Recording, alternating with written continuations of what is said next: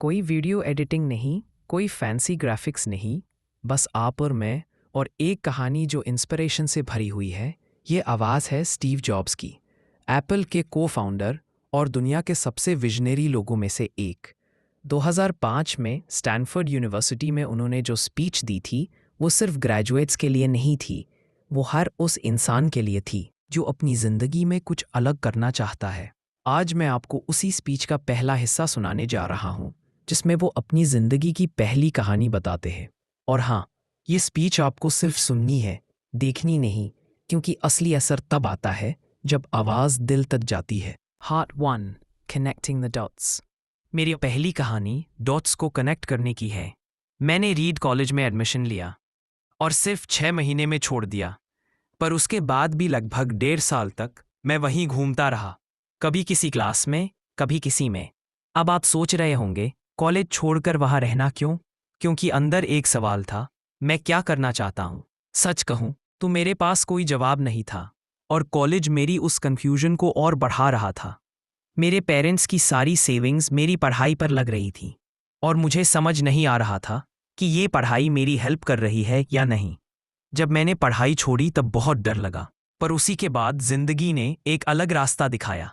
अब मैं उन क्लासेस में जाने लगा जहां मुझे सच में इंटरेस्ट था। किसी सिलेबस की टेंशन नहीं थी, कोई अटेंडेंस की चिंता नहीं थी। इसी तरह मैंने कैलीग्राफी की एक क्लास अटेंड की। अब सोचिए, एक टेक गाय डिज़ाइन की क्लास में। पर वही क्लास ने मुझे सिखाया कि हर लेटर का अपना एक ब्यूटी होता है। फॉन्ट की थिकनेस, स्पेसिंग, अलाइनमेंट, ये सब मिलकर एक एक्सपीरियंस बनाते हैं। शायद तब मुझे समझ नहीं आया, लेकिन 10 साल बाद जब हम मैकिन्टॉश बना रहे थे, वही डिज़ाइन सेंस उस कंप्यूटर का कोर बन गया।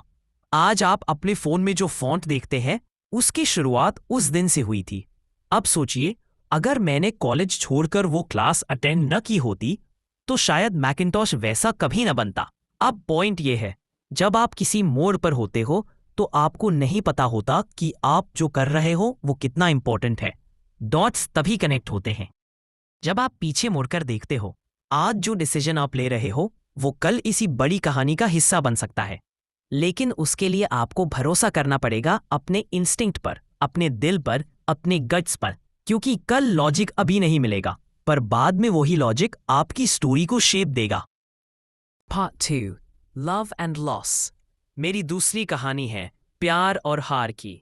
मैंने जो काम 20 साल की उम्र में अपने नॉन एयर कंडीशन गराज से शुरू किया था, वो देखते ही देखते एक ग्लोबल ब्रांड बन गया, एप्पल। हमने मेहनत की, दिन रात एक किया, और 10 साल में एप्पल की वैल्यू $2 बिलियन हो गई। कंपनी में हजारों लोग काम करने लगे, और फिर मैं अपनी ही कंपनी से निकाल दिया गया। अब सोचिए, आपने कुछ बनाया हो और कोई और आए और आपको ही बाहर कर दे।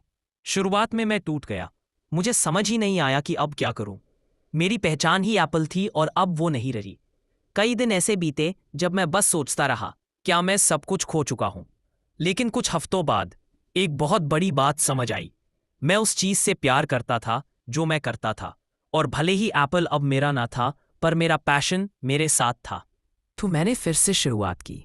मैंने नेक्स्ट नाम की कंपनी शुरू की और पिक्सर को खरीदा। पिक्सर ने टॉय स्टोरी बनाई, दुनिया की पहली कंप्यूटर एनिमेटेड फिल्म। वो फिल्म न सिर्फ सक्सेसफुल थी, बल्कि एनिमेशन की दुनिया को रीडिफाइन कर गई। फिर कुछ सालों बाद एप्पल ने नेक्स्ट को खरीद लिया, और मैं एप्पल में वापस आ गया। अब सोचिए, अगर मुझे निकाला ना गया होता, तो पिक्सर न होती, नेक्स्ट न होती, और शायद एप्पल आज जैसा नहीं होता। जिंदगी आपको नीचे गिराएगी, लेकिन नीचे से उठने की ताकत आपके अंदर ही होती है। जब आप इसी चीज से सच्चा प्यार करते हो, तो वो आपको बार बार खड़ा करता है। प्यार सिर्फ रिलेशनशिप में नहीं होता, काम से भी उतना ही गहरा रिश्ता बनता है। अगर आप अब तक वो काम नहीं ढूंढ पाए हो जो आपको सुबह उठकर एक्साइटेड कर दे, तो ढूंढते रहिए। हर ग्रेट क्रिएशन एक दर्द से शुरू होती है, पर उसमें हमेशा पैशन छुपा होता है। Part 3 Death। मेरी तीसरी कहानी मौत के बारे में है। जब मैं 17 साल का था, मैंने एक लाइन पढ़ी, हर दिन ऐसे जियो जैसे वो तुम्हारा आखिरी दिन हो। तब तो लगा बस एक अच्छी बात है, लेकिन जैसे जैसे उम्र बढ़ी, वो लाइन सच्चाई बन गई। हर सुबह मैं आईने में खुद से पूछता था, अगर आज आखिरी दिन होता तो क्या मैं वही करता जो करने जा रहा हूं? अगर लगातार कई दिनों तक जवाब नहीं होता तो मैं कुछ ना कुछ बदल देता। 2004 में मुझे पता चला मुझे पैंक्रियाटिक कैंसर है। डॉक्टर्स ने कहा शायद कुछ ही महीने बाकी हैं। घर आकर मैंने वाइफ का हाथ पकड़कर सिर्फ इतना कहा, शिट, आई एम डाइंग। शुरुआत में तो कुछ समझ ही नहीं आया, पर सर्जरी के बाद मिरेकल हुआ, ट्यूमर निकला और मैं ठीक हो गया। लेकिन उस एक पल ने मेरी जिंदगी को अंदर से हिला दिया। मौत सामने दिख जाए तब हम समझते हैं कि क्या इंपॉर्टेंट है और क्या सिर्फ डिस्ट्रैक्शन है। मौत एक साफ शीशा है जो आपको आपकी प्रायोरिटीज दिखा देती है। जब आपको पता हो कि आपके पास समय बहुत कम है, तब आप खुद की नहीं किसी और की जिंदगी जीना बंद कर देते हो।